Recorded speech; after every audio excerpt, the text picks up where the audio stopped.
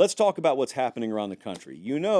Once we get out of those second scrimmages and once we start training headlong into week 0 and week 1, good things happen.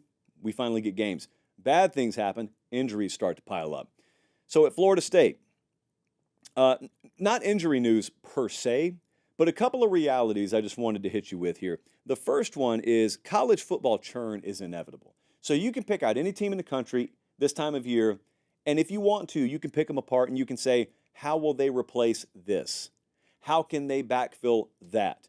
So Florida State had a really good season last year. They lost some really good players. Pretty much everyone who's ever had a good season, and some of them who have bad seasons, have to replace pretty good players. So that's reality you cannot avoid. The second part of the reality of college football is all you can really hope to do as a coach is maximize your potential and have your team maximize their potential. So as we watch Mike Norvell out sprint 90% of his team there, I want to hit you with a quote from Mike Norvell over the weekend, and I want you to listen to it. He said, "This team's been about the work. That's what I always desire, is that you have a team that you don't have to push. These guys, you put the work in front of them, and they go running after it. I really have been proud of them for their approach to it. This is not a team that sits around and complains about what's in front of them. They go and work and attack it. I can't wait to watch this team play, and I really am, with everything that I have, just excited about the moment and the opportunity. I like this team. I like how this team's come together." Now, a lot of you will say that's coach speak. Sometimes it is coach speak. I'm actually not even here to diagnose whether it is or whether it isn't. I'm here to tell you if he's right about that, that's the intangible that his team needs. Now, elsewhere, you could have questions about their wide receiver core. I do.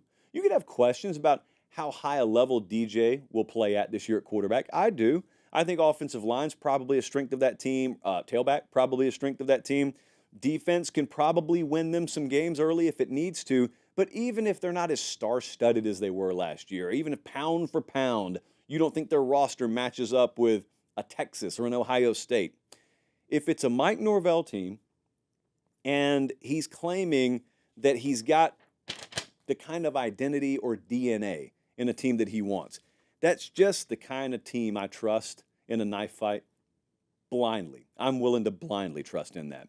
At Ohio State, now this is a place where the world is expected this year.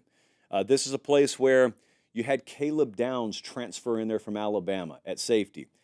And the secondary at Ohio State, I keep hearing really, really, really good things about. I know that's not a shock to anyone, but the defense in general here, on paper, this stuff, where a football game's never been played, mind you, but on this stuff right here, that's about as good a looking defense as they've had. It's about as good a looking defense as you're going to see in college football this year or any year.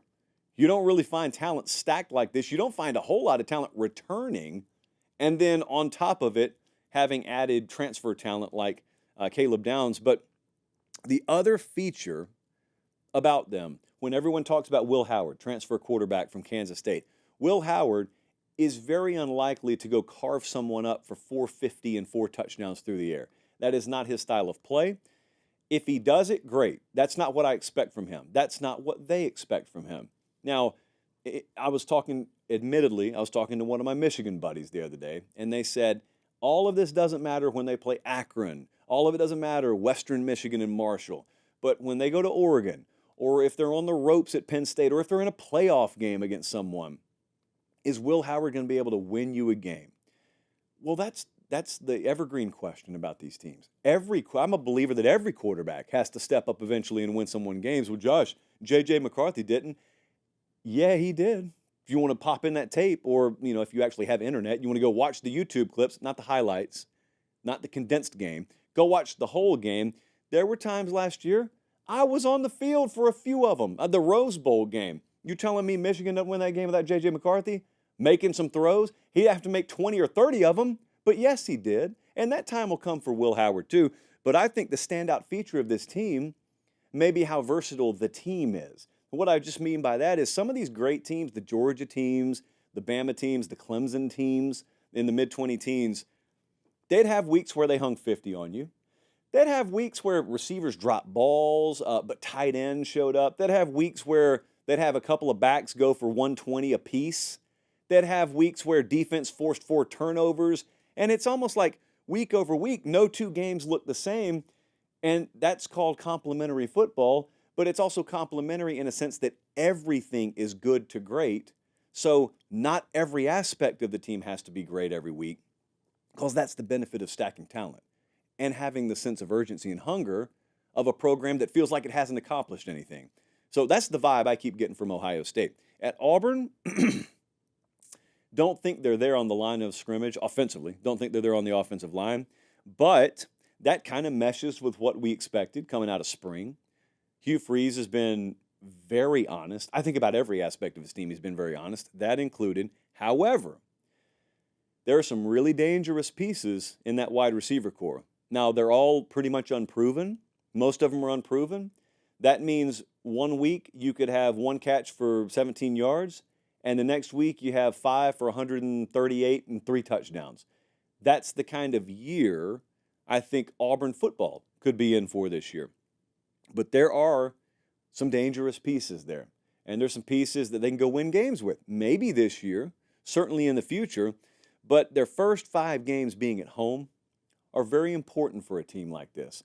A team that needs to find its offensive lines, sea legs, a team that needs to find its identity. Frankly, they get Alabama, A&M, Cal, New Mexico, Arkansas, and Oklahoma before they ever go on the road. Now, when they do go on the road, they go to Athens, bye week, Columbia, Missouri, Kentucky. They don't come back to Auburn until after Halloween. That's a real thing. And they got Vandy and ULM waiting for them there. It's one of the weirdest schedules I think I've ever seen for a major team. And some secondary and tertiary teams have to deal with that kind of schedule sometimes. Auburn, for some reason, doesn't leave home until forever and then doesn't come home in forever. What about Oregon? They've got an injury up there that's not a small deal. Matthew Bedford was a transfer from Indiana, starting right tackle, projected starting right tackle. He is out for now with an injury. I think it's a knee injury. Now, I did some digging around. I think he'll be back pretty quick. Not immediately, not week 1 or week 2, but their conference play starts a little bit later. They don't have a conference game for a few weeks. They've got the Ohio State game on the 12th of October. They got Michigan State in there that Friday before. If I had to throw a dart at that board, it'd be sometime very early October where I'd expect him back. Again, I'm no doctor. I just wear a white shirt all the time, and I'm no doctor, but that's what I expect from there. Elsewhere, Oregon, bumps and bruises like anyone else has. They're going to be a contender for the national championship.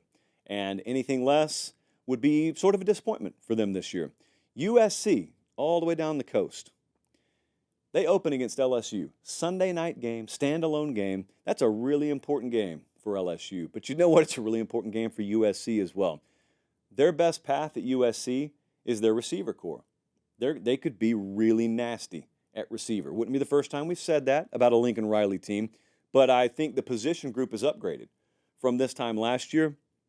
And there is, of course, a world where that big LSU offensive line and that ground game are able to just lean on USC, and then USC wilts and LSU wins comfortably. But there's another world where USC's up 14-0 with 10 minutes to go in the first quarter because they just smoke LSU's secondary out of the gate. And by the way, look, I'm all for as much access as we can get, but I don't really think I should be seeing entire 11-on-11 stretches at LSU practice just floating around on YouTube. I'm going to throw that out there because a couple of coaches threw it at me. So I don't know what Brian Kelly's policy has become down there. Maybe he just wants to broadcast that. Maybe there's design behind allowing that to be out there. I doubt it. Meanwhile, at USC, no one can even confirm what color jerseys they're wearing. Practice has been so closed off to the public and the media. That right there, Sunday night game, LSU-USC, I think is extremely unpredictable. LSU's favored by 6 at FanDuel. I think that's extremely unpredictable.